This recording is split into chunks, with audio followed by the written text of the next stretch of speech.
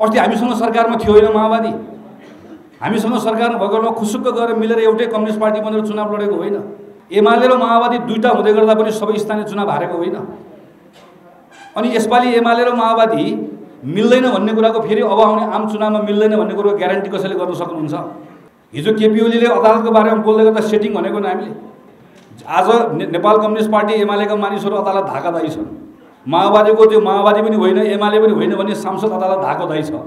जनता समाजवादी party अदालत धाकोदायी छ। काङ्ग्रेस अदालत धाउँछ? धाउँदैन काङ्ग्रेस अदालत। देशमा संविधानको शासन चाहिन्छ, संविधानको सर्वोच्चता चाहिन्छ, विधिको शासन चाहिन्छ भन्ने काङ्ग्रेसले सङ्कल्प गर्नुपर्छ। काङ्ग्रेसभित्र पनि विधानको शासन चाहिन्छ।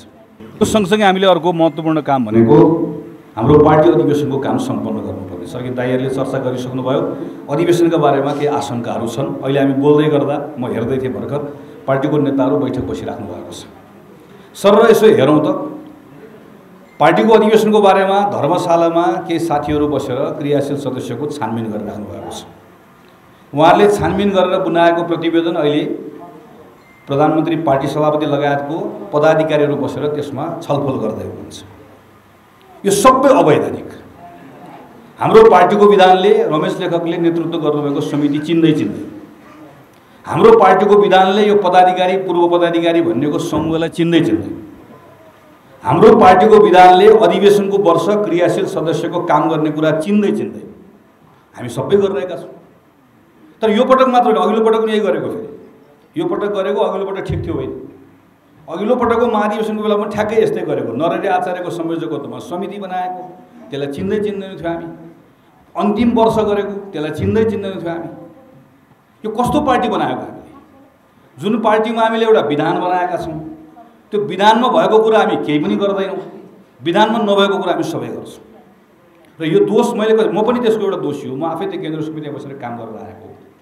त्यसलाई सच्याउने कुरामा हामी कति लड्यौँ, हाम्रो लडाइँको परिणाम आउँदै क्रममा त्यो लडाइँको आफैमा महत्त्व भएको भएन, त्यो छुट्टै विषय हो। त्यसको मूल्याङ्कन पार्टीको साथीहरूले आफ्नो ठाउँमा गर्नुहुन्छ। तर परिणाममा के भयो? परिणाममा हामीले हाम्रो पार्टीलाई विधिसम्मत चलाउन सकेका छैनौँ। विधिसम्मत अहिले यस्तो पनि हुन्छ, पार्टी कार्यालयमा दर्जनौँ साथीहरू अनसन बस्नुभएको, जोसुकै होस्, जुनसुकै पक्षको बसेको होस्, त्यहाँ बसेको मान्छे त काङ्ग्रेस बसेको, के भनेर बसेको? पार्टीको सदस्यताको बारेमा बसेको। अघि हामीले देशमा थिति बसाल्नुपर्छ भनिरहँदै गर्दा हामीले हाम्रो पार्टीभित्र थिति बसाल्न सकिरहेका छैनौँ। त्यसैले यो अधिवेशन पछाडिको मलाई सोध्नुहुन्छ भने अधिवेशन पछाडि काङ्ग्रेसमा के गर्ने भन्दा मेरो त जम्मा एउटा कुरा छ। काङ्ग्रेसलाई एउटा मन्त्र बनाउनुपर्छ। देश संविधानको शासन, संविधानको विधिको आधारमा देशमा संविधानको शासन चाहिन्छ, संविधानको सर्वोच्चता चाहिन्छ, विधिको शासन चाहिन्छ भन्ने काङ्ग्रेसले सङ्कल्प गर्नुपर्छ। काङ्ग्रेसभित्र पनि विधानको शासन चाहिन्छ। काङ्ग्रेसभित्र सबै कुरा विधानले जे भन्छ त्यसको अनुसार गर्छौँ भन्ने कुरालाई मन्त्र जस्तो बनाएर काम गऱ्यौँ, लगातार काम गऱ्यौँ, त्यो कर्मबन्ध तलमाथि गरेनौँ भने अर्को धेरै काङ्ग्रेसभित्रका थुप्रै समस्याहरूको हल त्यहीँबाट निस्कन्छ। तर मलाई यो पनि थाहा छ, फेरि अधिवेशन सकिसके पछाडि विधानमा के लेखेको हुन्छ? यति महिनाभित्र तिमीले मनोनयन गर्नुपर्ने छ। विधानमा के लेखेको हुन्छ? यति महिनाभित्रमा तिमीले समिति बनाऊ। विधानमा के लेखेको हुन्छ? महिनामा एकपटक बैठक बस्नुपर्छ। विधानमा के लेखेको हुन्छ? तिमीले कार्य सम्पादनको बैठक बस्नुपर्ने छ। यो अधिवेशन सकिएको भोलिपल्टबाट हामी त्यो के पनि गर्दैनौँ। फेरि अर्को 3-4 वर्ष केही पनि गर्दैनौँ। फेरि 3-4 वर्षपछि अधिवेशनको वर्षमा यसै गरिकन जुलुस जान्छौँ, धर्ना जान्छौँ, भएन भनेर भन्छौँ।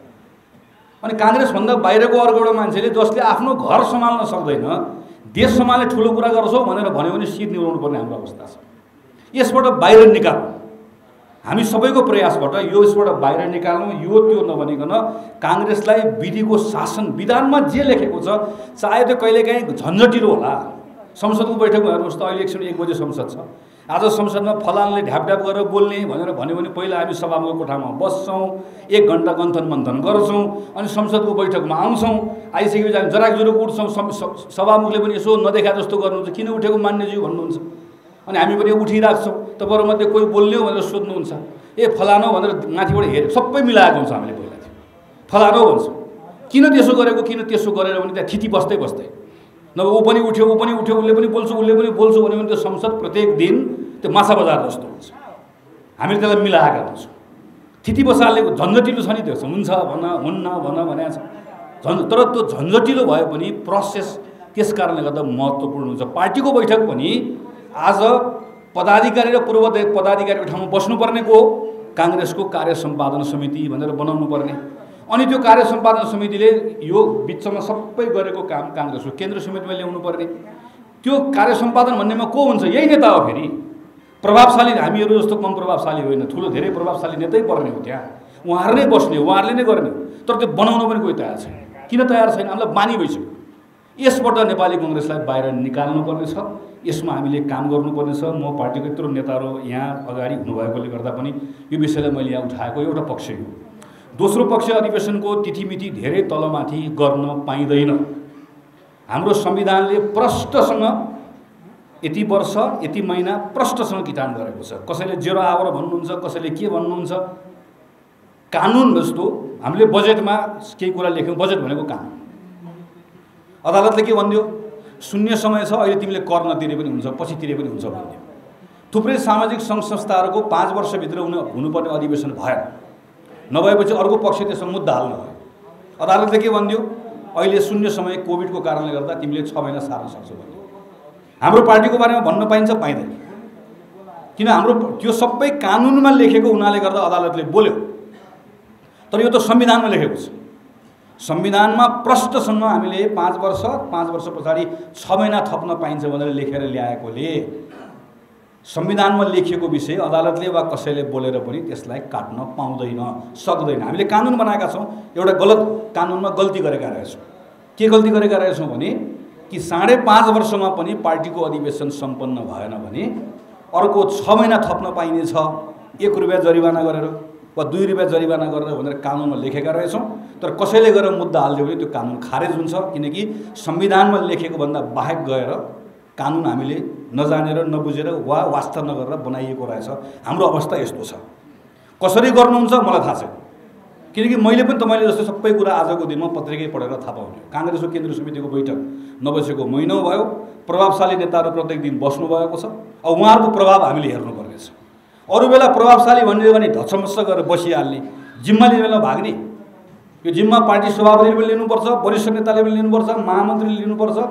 सबै नेताहरू जसले यत्रो दिनदेखि जिम्मा लिनुभएको छ, छानबिन समिति बनाउनु भएको छ, समायोजन समिति बनाउनु भएको छ, यसको अर्थ जिम्माबाट भाग्न खोजेको होइन। पार्टीको सबलाई हामीलाई लगाउने काम सबै गर्ने।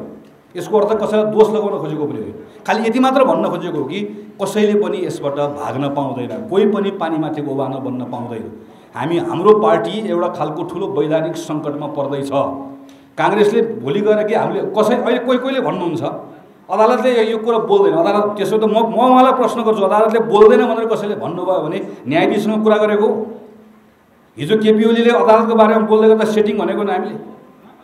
अहिले कसैले जिम्मा दिन सक्छ? आज नेपाल कम्युनिस्ट पार्टी एमालेका मानिसहरू अदालत धाकादायी छन्। माओवादीको त्यो माओवादी पनि होइन, एमाले पनि होइन भन्ने सांसद अदालत धाकोदायी छ। जनता समाजवादी पार्टी अदालत धाकोदायी छ। काङ्ग्रेस अदालत धाउँछ? धाउँदैन काङ्ग्रेस अदालत। काङ्ग्रेसले आफ्नो अधिवेशन सम्पन्न गर्छ। त्यो अदालत भोलि गएर एउटा कसैले मुद्दा मात्र हालिदियो, जितौँला मुद्दा, अनि हामी पनि झोला बोकेर अदालत धाएर बस्ने हो। हाम्रो पार्टीको वैधानिकता जोगाउने कुराको सन्दर्भ सङ्कट छ, अप्ठ्यारो छ।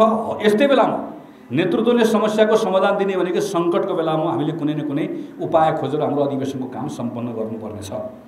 यो अधिवेशनबाट हामी नयाँ नेतृत्व लिएर आउँछौँ। म आज थुप्रै नेताहरूले चर्चा गर्नुभएको छ। मेरो रामे साहबको सबै मञ्चमा बस्नुभएको, तल बस्नुभएको, म एउटा कुराको आग्रह गर्न चाहन्छु।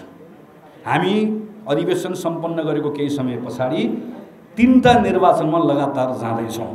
स्थानीय निर्वाचन, प्रदेशको निर्वाचन, आम निर्वाचन।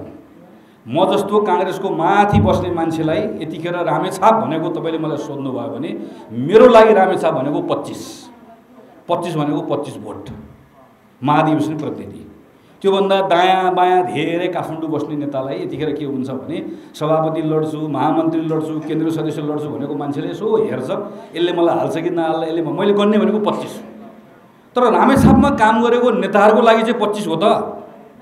रामेछापमा काम गरेको नेताहरूको लागि तपाईँहरूको 8वटा पालिका होइन, जम्मा एउटा पालिका जितेको होइन, सङ्घ हारेको होइन, 2टा प्रदेश हारेको होइन, एमाले र माओवादी 2टा हुँदै गर्दा पनि सबै स्थानीय चुनाव हारेको होइन।